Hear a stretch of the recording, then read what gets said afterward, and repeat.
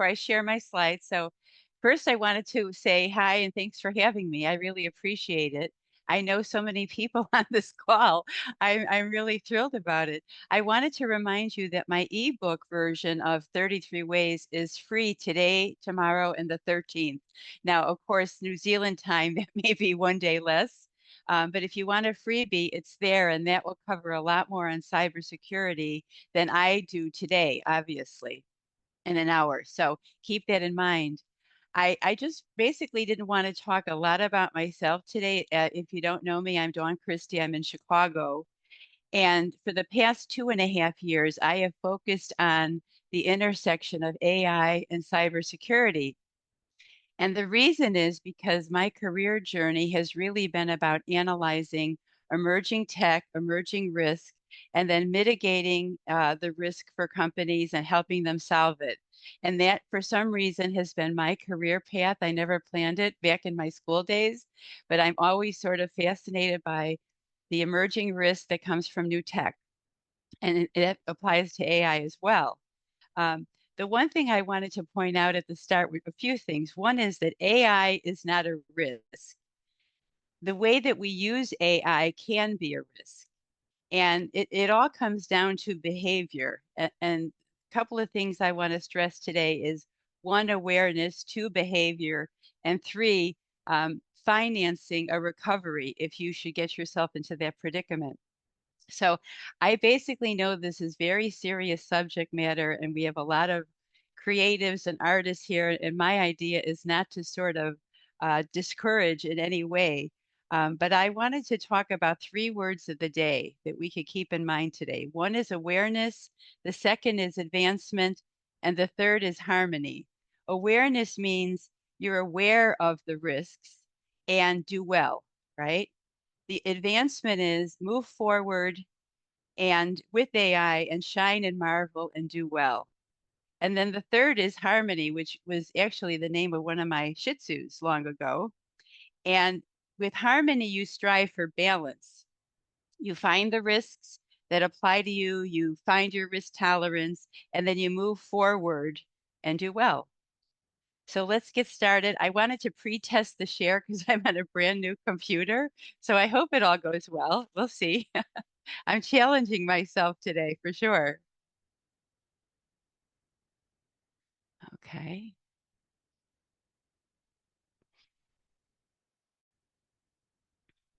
So we're good. I can see myself, I can see others, and everyone can see the slides okay? Yep, that's perfect, Dawn. Brilliant. Okay, great. So the title of the talk today is Advancing Women, and I think also that's one of the words of the day. We're on a movement right now to advance, and so this is really just becoming aware of what you need to know. That's the gist of a 1 hour course. We're not going to know everything we can, but or that we should, but let's protect the creativity and advancement of women as we build our brilliant AI future together.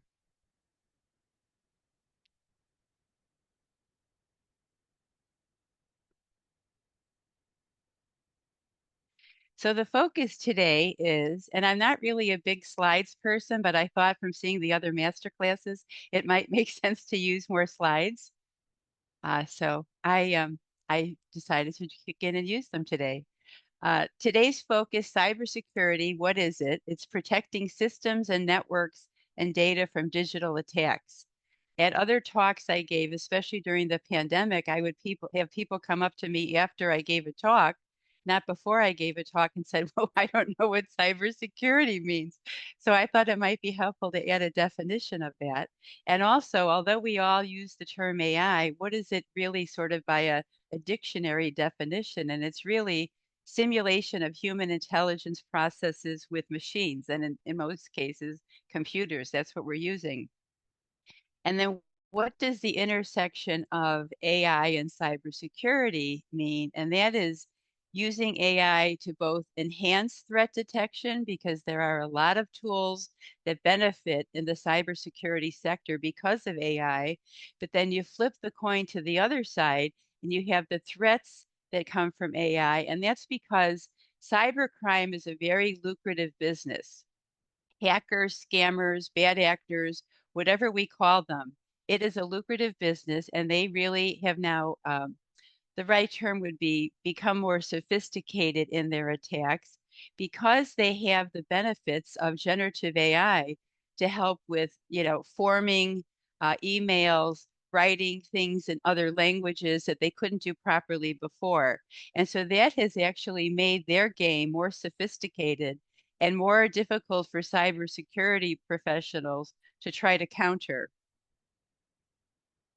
So why does cybersecurity matter in the age of AI? And there's a few things that I really want to highlight today. One is fraud is on the rise. So AI makes, more believable, AI scams, excuse me, are more believable because we have the videos, the images, the clone voices, the stolen identities. And in 2023, there aren't total statistics out for last year, but in 2023, deep fakes increased 3,000%, not 300, 3,000%. So that's something that isn't necessarily breaching into your network. That is really manipulation that can cause fraud and can cause harm to us. And then you've got high value data. There's a lot of creatives here. You're creating beautiful work. Some of it's for fun, but some of it may be monetized for your business. And so creatives, founders, solopreneurs, leaders face increased cyber threats. And that's something you need to be aware of. And also you need to be aware of the privacy issues, which I'll go through today. And then personal impact on your work and identity. And this is profound right now because your story, your art, and even your face can be copied and misused. And we'll get into that here today. So I want to go through three scenarios, two that are pretty shocking and one that is a win so that it isn't all negative. So scenario one is TikTok. And I know a lot of people here use TikTok. And there was a TikTok impersonation scam that happened, and I label it No Moral Compass because Sally Robleski, I don't know if you know who she is, but she was a meteorologist in Boston on CBS. And a good friend of mine in Boston sent me this news. I had no idea. The scammer used her son's real brain cancer story to solicit PayPal donations to his PayPal account. And he set this up in a fraudulent scam. The amount was not disclosed. But the idea that, this was not a financial harm to the victims, but it was certainly a personal, harmful, and dangerous way to proceed. And so, this idea that anything goes, there is no moral compass. So I'm not saying that you shouldn't use TikTok. The point of this is everyone can access TikTok and not everybody has good intentions. The second scenario is the deepfake Zoom call. And this is really falls under the category of unimaginable.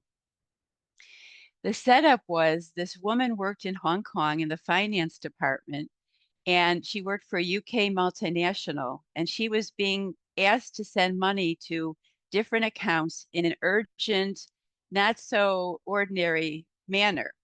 And so she said, I'm not doing this over the phone. Let's do a Zoom meeting. So they had a Zoom meeting with the COO and several other of her colleagues.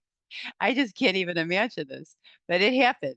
And then she was the only real person on the Zoom call. They were all fake. And not only that, but she wired $25 million to this account that she had hesitated to do with the phone call, but then did because of the Zoom meeting. So a couple of things come to mind. Could she have double checked? And we'll get into that in a minute.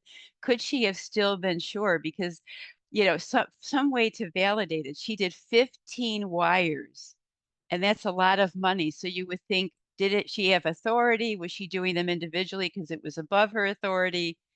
But either way, that's a huge loss from a deep fake Zoom call. So here's the positive news. I don't know if there's any Ferrari fans out there. Love Ferraris. So this was a win. So I like to say Ferrari for the win as if we're at the racetrack. So this Ferrari executive received a call supposedly from his CEO, and the CEO had the perfect Italian accent. Everything seemed fine, but it was the wrong phone number used. It wasn't his number. And again, there was an urgent, unusual transaction that was being requested. So that's a red flag right there. And then he was wise enough to say, "What book did I recommend to you last week?" Well, the scammer hung up the phone because he didn't know the book. And so that's the Ferrari win. So how do you stay cyber savvy and what is cyber savvy? So, question appearances. Now that you've heard this story, you may be more diligent if you ever have a gut check that says something seems off here. So video, audio can be faked with AI tools. Keep that in mind. Personal verification, and this is actually used with a lot of families, not only businesses. Use a question or code word that only the real person would know. So if somebody were to call and say, "I'm in trouble, can you help me?" And then you say, and then you respond, or you actually, let me reverse that. Somebody calls you and says they're in trouble, and then uh, you can say, "Are you okay?" Because maybe they say they're kidnapped or something really dangerous. "Are you okay?" And then that person would either say red or blue or green, whatever the word was. And if they don't, then you know, okay, this is an imposter. In the Ferrari case, the guy actually asked about a book, but in some companies and in some families, they actually have a phrase just to make sure it's authentic. Like, "Where did you park the car today?" "Oh, over by wherever." And then the idea of a double check is so important. Double check unusual financial requests, urgent, secretive, different bank accounts. All of that should raise a red flag. And if you are in a big enough entity where you have a finance department, rather than if you're working for yourself, well, you still need to know about this, right? But if you have somebody who works in finance, you want to make sure that they're aware of this and they have a way to double check with you. If somebody's saying that it's you requesting $1 million wire transfer, and then team education. So, scams thrive in silence, and it's all about sharing and sharing knowledge. So, this comes under this whole umbrella of training, awareness, behavior, and then, of course, funding any recovery that you have. And I'll repeat that throughout. So AI security for much of the group here, creatives, entrepreneurs, and leaders. And there's simple things that you can do once you actually take the time to set it up, be strategic, perhaps talk to an expert, talk to a consultant. Maybe you have the expertise internally, whatever that might be. But you're implementing protocols for AI security and privacy. And then you want to ensure best practices are followed. It isn't enough just to have the protocols.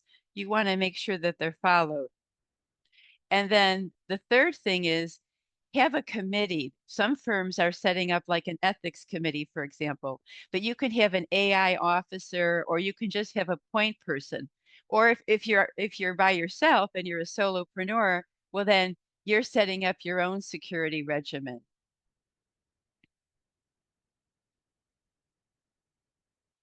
So I wanted to look at the generative AI tools because I've been asked a lot of questions, especially in the past month with all the changes in the AI tools and the products.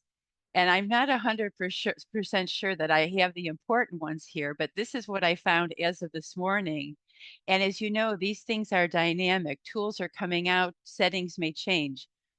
But it's interesting to see. I started out with the Chat GPT free version and that has no privacy default. You can opt out so that others don't see it. And then, end of last year, middle of last year, I switched to the Plus, which is the paid version. And there, again, there's no default. You have to actually change your settings, which I'll show you in a minute. And then you do get a training opt out in that case, and it's not visible to others. With Claude, which seems to be the number one on this front, they have privacy by default opt out, which I don't know why you would do that. Why would you not want it private? And then it is private. on its face. And I know I've heard a lot of the group here talk about Midjourney, Runway, and Sona. And I just wanted to point out that they do not have the best privacy by default training opt out, and lack of visibility to others. So I just wanted you to be aware of that. If you're creating things in these AI tools, that you have a way to save them or protect them or what have you, because they may be reused, and you have to really look at the terms and conditions of those tools to see. For example, Midjourney has its public gallery. So these are just things for you to consider, not to stop using the tools, but just be aware of the situation. So I pointed this out to a couple of people this week, so I thought I would just do a little mini slide here of when you go into ChatGPT and you click on your photo, your profile picture in the right corner, there's a settings button. It's pretty straightforward. And then you go under general, and the term now is improve the model for everyone. They changed that from what it used to say. It's like, do you want to share your data? Now they say, do you want to improve the model for everyone? And that should be off, which means if you don't want to share your data, you change the default to off. You don't need to do that for Claude because it's already in their default. And keep in mind, if you don't change the settings, your input may be used to train AI. And then when you look at the cost situation, and that depends on how many tools you're using, but obviously the free tools, the privacy goes up the more expensive the tool. With the most privacy is enterprise solutions. And even though I tried to research today, I could not get a comparison on the pricing on the enterprise solutions. You probably have to contact their customer service and go through their phone prompts, etc., to try to figure that out. So the Chat GPT plans and privacy defaults. And the reason I'm focusing on this is this seems to be the primary tool that people use, even if they move on to others. And so I started out with this over a year ago with the free, and we had the 3.5, then it went to 4.0, which has limited timing, and limited, I guess the right word is tokens, but limited timing and searches that you can do, which resets after 5 hours. And then it can also switch you to the 4.0 mini. And you must disable in the settings if you don't want your data shared. And same thing with Plus, that's 22 per month. And you get higher limits in the 4.0. But again, you have to disable in your settings. In the slide I just showed you here, if you don't want your data shared for everyone, then you have to turn that off.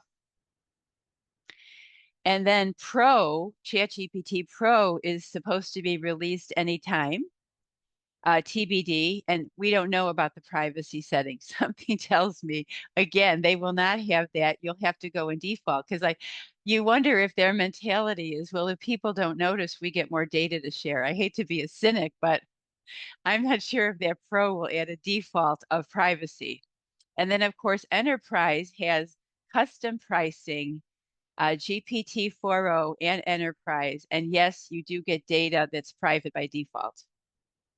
Does anybody have any questions at this point? Because I feel like I'm throwing a lot of information out there. Does anybody want to talk about the settings, for example, or the concerns about that, or should I just keep rolling on, Amanda?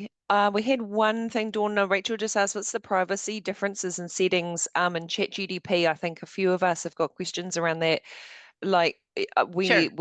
turning it on and off, what's public, what's private. I know in custom GPTs Yes. you can say if it's training or not or public, but if we want to make it private, do we just go toggle that setting on and off? Um, Yes.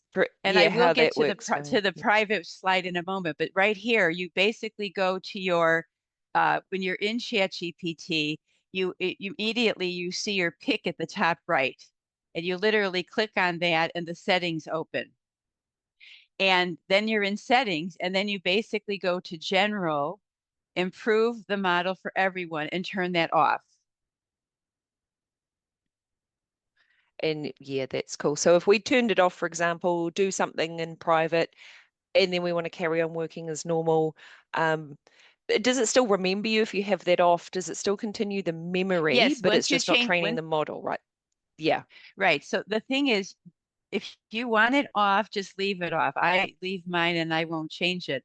You've got the temporary field that you can use, and you've also got memory choices where you could ask it to save memory or delete memory. That's your choice. But once you toggle this off, it stays off unless you go back and toggle it on. Oh yeah. Do you So leave yours unless you are off? key, Oh yeah. Mhm. I leave mine off always. Oh I yeah. mean, because why? There's enough people contributing True. out of the millions of users. And the stuff that I'm doing, I mean, of course, my Chat GPT Plus is memorizing, and I have a whole bunch of folders and things that I'm using because I'm constantly updating, like with emerging risk and all of that. And are there any new risks? And going dialogue back and forth about what's come out, which I'll tell you about the copyright cases. And I went back and forth, and I had a funny incident with my Chat GPT because I said this week in a dialogue, and this is in the paid version. Are you 100% sure that you're accurately telling me about these cases? And then he says, I call it a he. Um, he says, "Oh, okay, let me rephrase that." So you can actually challenge and say, we're talking about case law or a law or something. You can also use other tools that may be more accurate, but sometimes, the idea of challenging it is also, interesting and fun. It isn't always all serious. So did that answer your question, Rachel? Yeah. Okay. Any other things in the chat? I think I you might address this, Dawn, but it's just something funny that came up when I was talking to my grandparents and their friends, and they were just as a very simple level, so scared of like even chatting to ChatGPT. They thought, oh, is it going to scam me? And I said, well, it can't scam you. It's like a person. It's not No. going to try take your money. It can't do anything. It's safe to chat to it about your recipes and what you're doing this week. And they just to Yes. reassure people, I don't know if you cover this, but at a very basic level, that they fundamentally, unless there's a human on the other end that you're going to interact with is going to scam you, fundamentally the tools, if you're, it's not they're not trying to scam you, or Midjourney is not going to try to take your money. ChatGPT is not trying to scam you fundamentally, right? And I had to Yes. try and explain to them that it's safe, but you got to be safe. There's always It's a human yeah. element. But yeah, I don't know how you address that with It's people. funny because Yeah. it's the humans that are the scammers. I mean, where they're using the tool would be to give a prompt and say, create a perfect sentence for me to play the role of a CEO at IBM who's going to talk to their whatever finance person and write the perfect email for me.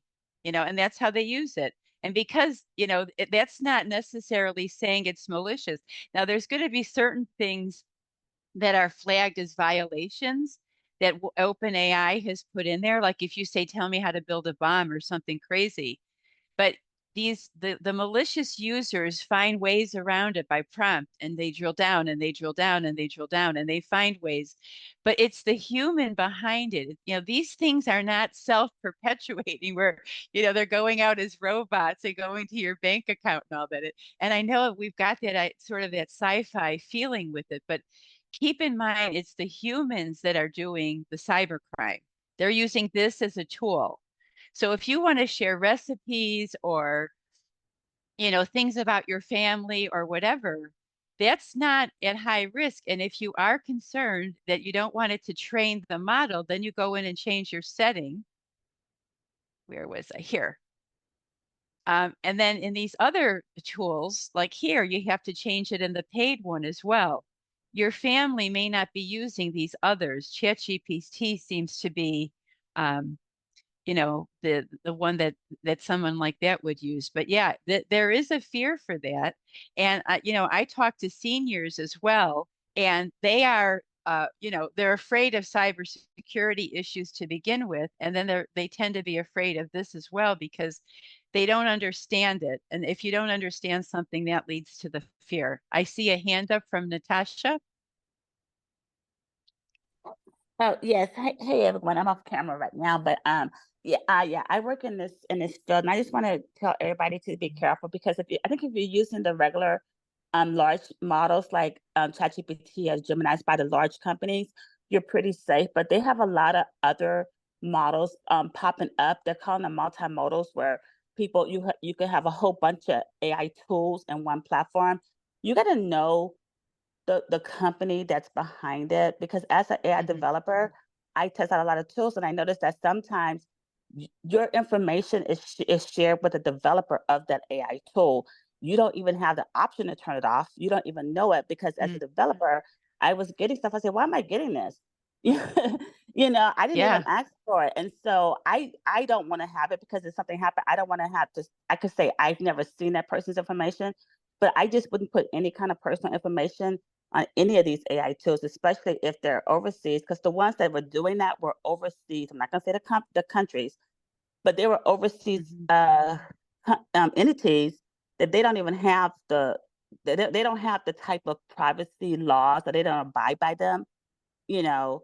hmm, And I did tell the owner of that tool, the founder, that that you should have an option for people to turn this off. And this other one, they said, well, it's in the terms and conditions, but people don't read all those terms really. So they were like, oh, exactly. they really don't read them. They really don't read them. So the onus is on the Yeah, person to read it, but who reads that, right? And then after pushback, this other one, which was a little bit bigger company, they're not as big as OpenAI, they did put in a mechanism so the developer that's using their platform to build AI tools can turn it off themselves. But not everybody does that. Not everybody. So just be right, careful, because you don't know who's getting your information. So just don't put anything. Don't put your bank account. Don't put anything, private that right. somebody can use in any of these tools. Because it's the wild, And wild that's a west. good point. Oh, Yeah. yes. And that's a good point because even if you're saying I don't want this, the other thing is that's interesting is, and there was a time when this was the case. I don't know about all of them, but there is a tendency in the background, in the back office of all of these companies that back these tools, they hold your data for 30 days. Even if you say you don't want it, it's still realize it's in a server somewhere, right? So they hold it. And if you say you don't want it shared, okay. But as you say, if you're getting into more pirate or, low level companies, they may say they're not using it and they do. So the idea of not putting in private information with, your bank account, even if people are using the tools for resumes and things, that's going to be up to your risk tolerance level. If you want to have your name on the resume, if you don't want it on the resume, if you want to use a fake name, whatever, and that has to do in some ways with your risk tolerance level. I know people that say, I'm using it, it helps me, I don't care, you know? And then there's the people with the low risk tolerance that are like, oh my God, I'm so afraid to put anything in here. And then I think most people are in the middle ground, Natasha. So that was a good point where they're like, okay, I'll use it, but I'm trying to tread cautiously.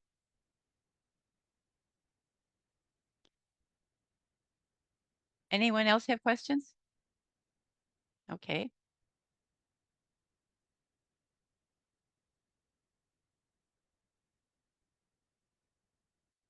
So I know people on this call, and I have not done this myself. I have not built my own GPT. That is on my list for, if not April, May, but I would like to do it this month. And that is where you have more control over your data and your creative, works. And, full control, I'm still on the fence about how much control that actually gives. Is it, 100% private? And I personally, I'm a learner. And so I need to dig in and test it and do the research and find out. But the idea is that you can manage your tone, behavior, data input, and accessing the data by creating your own proprietary uh, GPT. And this is done, by solopreneurs, and it's done in companies. It's very popular, but not everybody's at that level yet.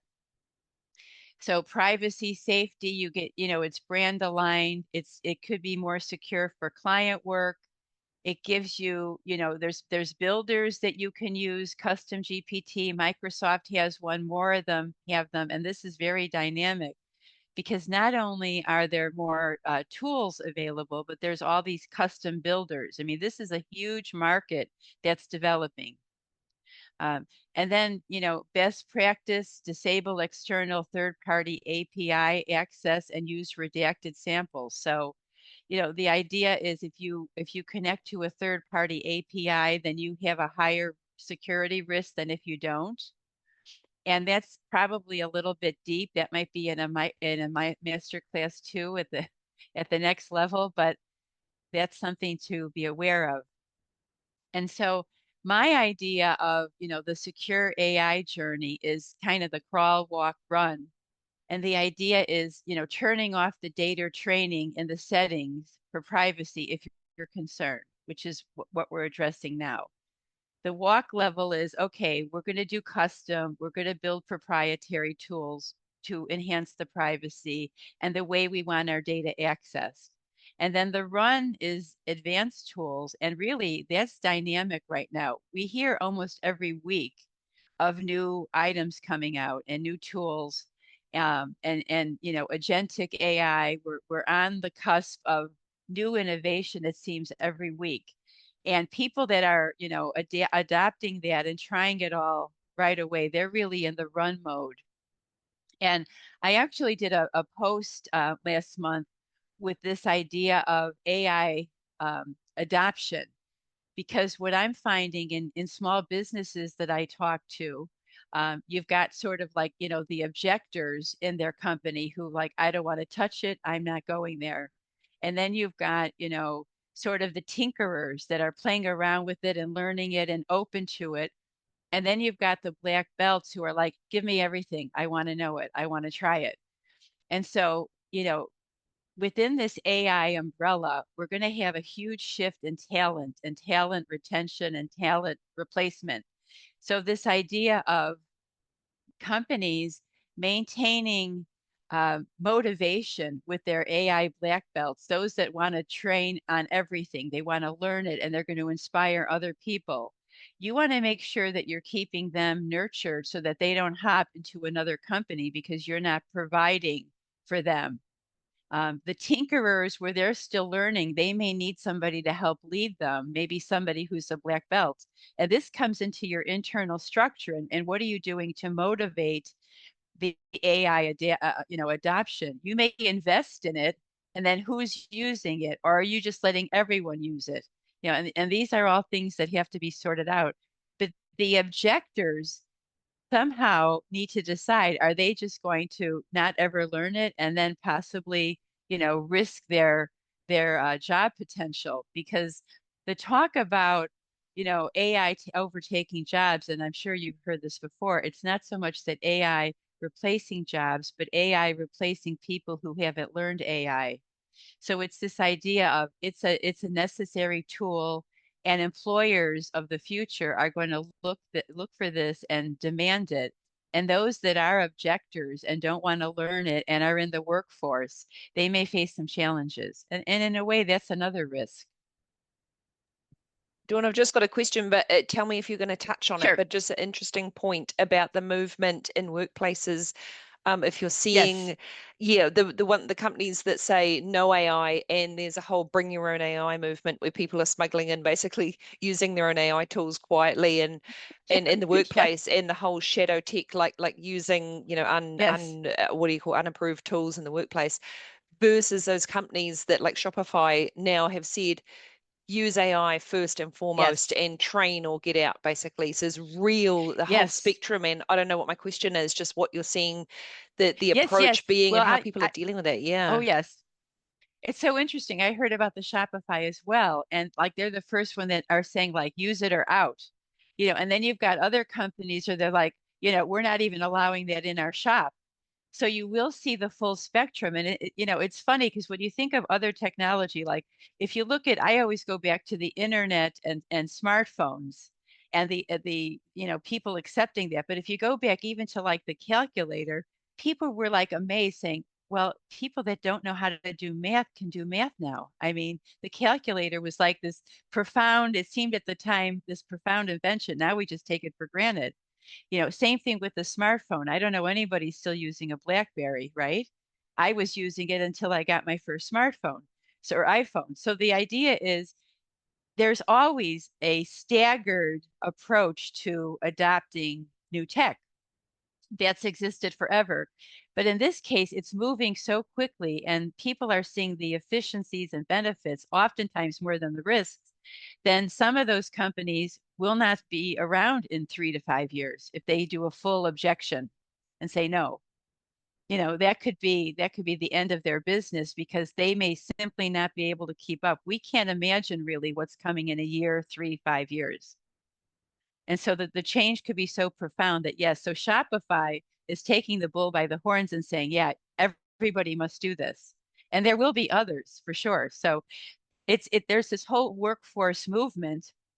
And then the other side of that coin is all of the HR tools that are out there and people looking for work and the tools that are both helping them, for example, in resume creation and cover letter creation, but also hindering them because they can't get past the ATS, which is an AI-based system.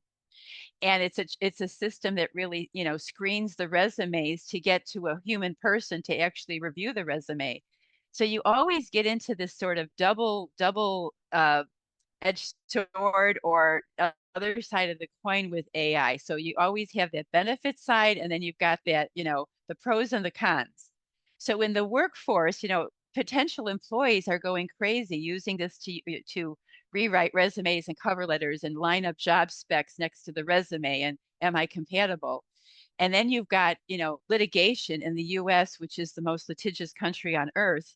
People are suing, saying, this AI system is discriminating against me. And there's a case right now against Workday, which isn't even an employer, it's an agency.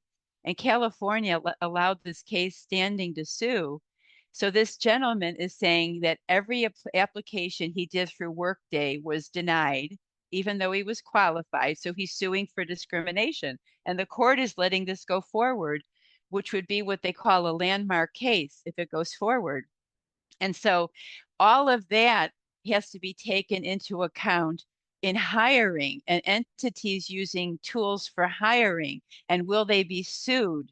So, we're really entering totally a new revolution, a new industrial revolution, or whatever the right term would be. But, you know, as I say, 1, 3, 5 years from now, there'll be a huge shift. And I think, it'll be right now perhaps unimaginable, amazing, however you want to call it. Any other questions at this juncture? Okay. Kristy, I have a question Oh, I specifically. see. Well, I Hi, see. how are you? Hi. Hi. Just specific on going into AI security, what are your insights on as we are using so many LM, what are the controls or what are the key factors, what you look in the AI security? Just want to get your insights on that. Well, the thing is you really have to take on within your entity, whether you're working for yourself or you're working in a company, you really have to work with somebody who has expertise in the security functions. I mean, this isn't something that you just sort of necessarily purchase and download. But the idea is you want to look at your own business strategies and see how those line up with the security tools that are available. Now, the beauty of AI is there are a lot of threat detection tools, and those have been used for 20 years and they're better now than ever.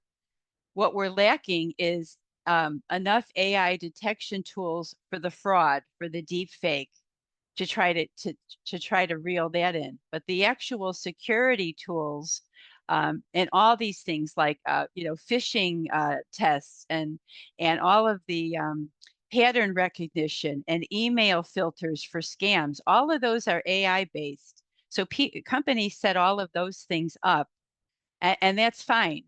But you still have to be aware of what's new and innovative on the part of hackers.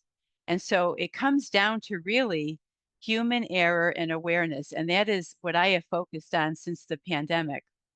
the remote work environment where your people are not being monitored. And I want to touch on the shadow AI when I get finished with this and get back to that point. But workers right now, even if you have protocols in place, your security can fail by one password, one person. We've said this for years in cybersecurity, and that's no different with AI. Once somebody's into your network, they're in your network and they can do damage and they can do social engineering, phishing, all sorts of things. So to me, the AI security is really intertwined with cybersecurity. And this idea that we're fallible. Humans make mistakes. They get duped, they get tricked, they get fooled. They're tired working at home and they click on something they shouldn't. So to me, the AI security that I promote is, 100% cybersecurity. And I'll give you an example. I had somebody say to me, well, we have a cybersecurity budget and we're going to cut it in half so that we can invest in AI. Heartbreak. This is not the time to cut a cybersecurity budget. This is a time to keep it or increase it because of the things I've said so far. They're better at what they do. It's a lucrative business. So this isn't a time to ignore cybersecurity. So my answer would be AI security is the tools that are available. And I could do a whole list of those in another talk, perhaps. But the idea being that it really has to go hand in hand with cybersecurity. There's no other way. Does that answer your Thank you. question? Absolutely, it does. Spot on. Thank you. Sure. Anybody else? So how do you protect your AI enhanced work? We're right at that topic, right? Are you saving your work? So here's the thing, document everything, right? If there's a data breach, people will automatically go to documents and logs and what are we saving? Where's our data? Who got in? And in a way, it's the same with this. Are you, especially if you're doing paid work for a client, if you're doing things for yourself and looking at recipes and that sort of stuff, that's a whole different bucket. But the bucket of doing paid work for clients, okay, let's focus on that. You need to document everything. What are the prompts you use? Take screenshots. Keep drafts showing your work. You leave a paper trail, but in this case it's digital.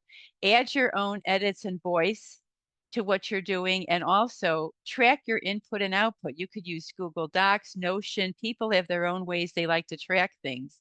But you want to make sure is like I helped company A do this and these were the steps I took, right? Because you don't know when you're going to be called to task to have to actually show that and prove that. Or if there's some sort of risk associated with, you can go back and look at it and say, this is what I missed. This is the step I should have had. And it's all a learning process. We're all learning in this together. Then there's these common misconceptions I want to point out, and that is paying for a tool does not equal ownership. You don't own that tool. You're just a user, right? So you don't control everything unless you create your own GPT, right? And then if you generate, that is not authorship. And we'll get to the copyright in a second. Just because you wrote something in generative AI doesn't mean you're an author.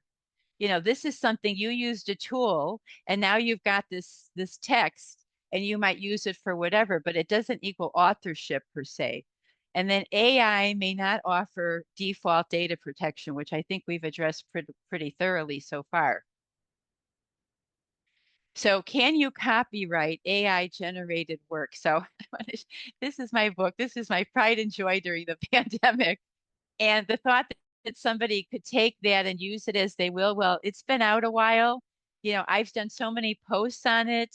I've done extracts from it. In my case, okay, it's out there. It's in the universe. But if somebody has spent 10 years working on some, massive book and with a lot of research and undertaking, and they don't want that scraped, they don't want that used by somebody else, and this is a bigger concern for them. So I did the research this morning because this is just as dynamic as the AI tools coming out. So CR stands for copyright. So there's pending copyright infringement cases. Of course, the US is litigious. Why wouldn't there be, right? A copyright protection today is only if you contribute to meaningful creativity. There's always one of these phrases in case law, and everyone's going to look at what is meaningful creativity, right? So I'm not sure of the pronunciations of these, but Thaler versus Perlmutter actually had a lower court case and an appellate case. And what's interesting is this was 100% AI generated work. And they said no copyright for fully made, generated work, fully made image with AI. So that was on the underlying case and on the appeal. So 100% no copyright for that. However, this Nova, Zarya of the Dawn, it's actually a novel, and this woman, this author, got limited copyright protection for the text layout, the way it was formed and what she did to lay it out, but not for the Midjourney images, which were in their mind 100% generated by the tool. Now, keep in mind how fluid this is going to be, because if you create a Midjourney piece of artwork, what is it going to take for that to be copyright protected? Well, based on the litigation, they may say, well, if you add a little of this and a little of that, it's now yours. That the threshold would be how much, because we're all about numbers, right, in lawsuits. So how much of the percentage of that Midjourney tool did you add to give it copyright protection? And so this is something we're going to be looking at for the next couple of years. Where does copyright fall in the AI world? Any questions on that?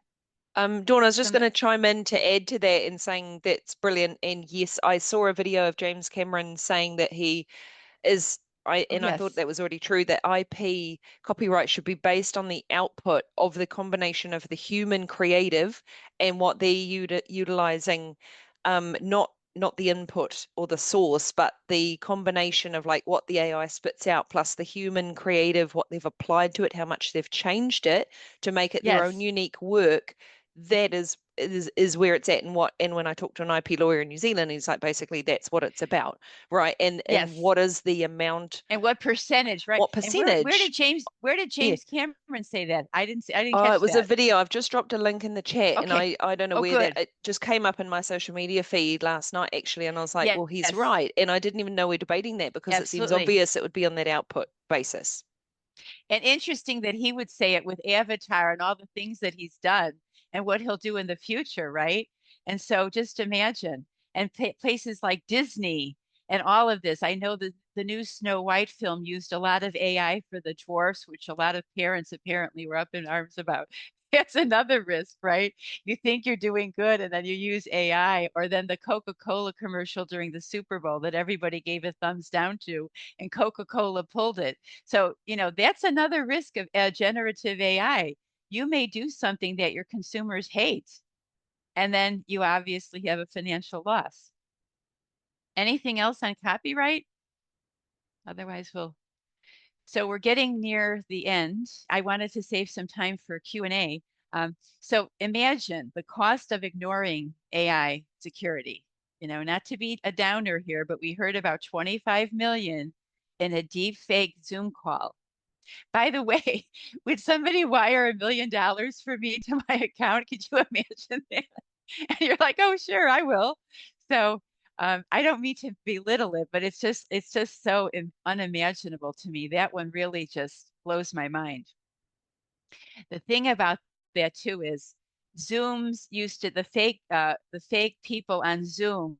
You could only see the face. If you turned, you would see a gap, and they've gotten so much better that they'll even show the side of the head now, and they're still fake, which is another reason why people, if they're in some sort of secretive deal, should use passwords to get onto a Zoom call.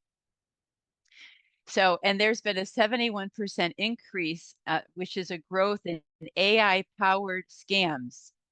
You'll hear this AI powered scam, AI based cybersecurity attack.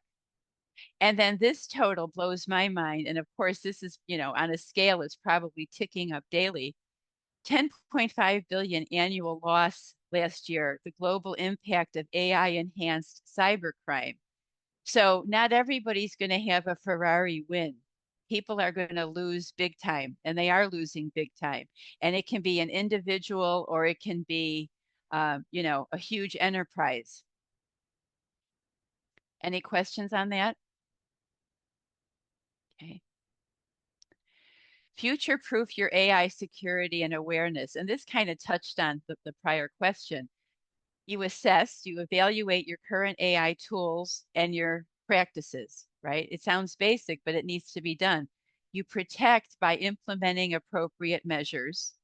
And maybe I need to do an AI security talk. I think that just sort of generated that idea, which strictly on the tools that are used for that, the good tools for cyber, and then, the need for startups to create AI fake detection tools. Then you need to update, regularly review, and improve as this is dynamic. This is not something where you put a rule in the books and say, here's our guideline, and then you leave it until next year. This is something that, as you hear about the movement in AI, you have to keep up. And then training. This is my core. This is what I'm all about. Regular awareness training to ensure diligent behavior, because we are the risk. The human firewall has failed. I've worked in cyber since 2012, and I've seen human error time and time again. One person, one password lets a hacker into a system that can do so much damage. And that one person may have missed a training that everybody else got.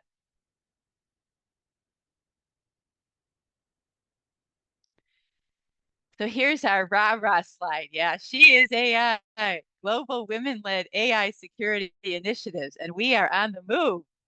So we have education, women-led workshops, teaching AI security fundamentals, including underrepresented groups, which I know some women that are focusing on that, and kudos to them. Innovation, women are developing new AI security protocols and tools, like the woman on the call who said she's a developer. And then what we're all about here is collaboration, networks of women supporting each other in AI and the cybersecurity field. Yay, let's give each other a hand. Yay. And so this is how you stay connected. I want to thank you. This is my little teammate in my cyberspace. He's Bear the cyber dog. So he's an astronaut dog reading my book in cyberspace. I'm kind of proud of that image, actually. It's cool. So so you can reach me on LinkedIn, the Cyber Dawn website. You can email me. The slides will be available either, however, we're going to get those out to everyone. Amanda will figure that out later if people want to email, what have you. Again, keep in mind, 33 ways, it's on sale for free. Why would you not download it for free? And what you can do is you can go in and say, oh, I need to know about VPNs. Oh, I need to know about MFA. Why do I need a cybersecurity mindset? Okay, check it out. So implement at least one security practice this week. That's my pitch. So I'm going to unstop sharing, and I've got my little outro here. Hi, everyone. So my outro is my top strengths, Clifton's strengths, are learner and positivity. So today I'm a messenger passing on my knowledge, which I'm so happy to do. So one of my favorite songs is by Heart. It's called Dog and Butterfly, and it's about a dog that sees a butterfly and it keeps jumping, trying to fly. And it can't, of course, it's a dog, but it keeps trying. And so my message would be, I wish for you to keep trying to fly and follow your big, beautiful dreams. That's beautiful, Dawn. Aw, yay. Thank you. Oh, that was so incredible. Awesome. Just to wrap up, yes, I got a copy of your ebook on Amazon, guys. We've dropped the link in the chat. Good. What I'll do is follow up. This presentation will be in the community. If you would like to share a link to the slides, Dawn, you can pop a link in school on this thread where we'll share this course. We'll share a link to your book and a link to your slides if you'd like that. If anyone wants to follow up questions in school, we can have a thread on this topic in cybersecurity. I think that was super valuable, Dawn, and thank you so much for the expertise. And you covered a lot, but that was all brilliant. I'm seeing there's a lot of gray areas and a lot of things that people are grappling with, but I would rather that we all be really informed. I'm an educated and, and I think that was brilliant. Thank you so much. Has anyone else got any wrap up thoughts or anything they want before we close off? Everybody good? Everyone okay? Yep. Yeah, we'll take Okay. There's Joanne, been a you're it? couple of messages, Oh, Rachel. Dawn, Yes. to get your book. Do they just go to your website and the links in the You could chat? you could go right to, did somebody put the link in the I'll, chat? yep, I'll drop the link again. It's in Amazon, guys. I'll just Yeah, you drop just the go to link in there. Amazon and you Yep. can type in my name, Dawn Kristy. I only have one book. And then you'll see 33 ways not to screw up cybersecurity. And when you go to buy the ebook, which you could read on any Kindle device or tablet, it'll say, 0.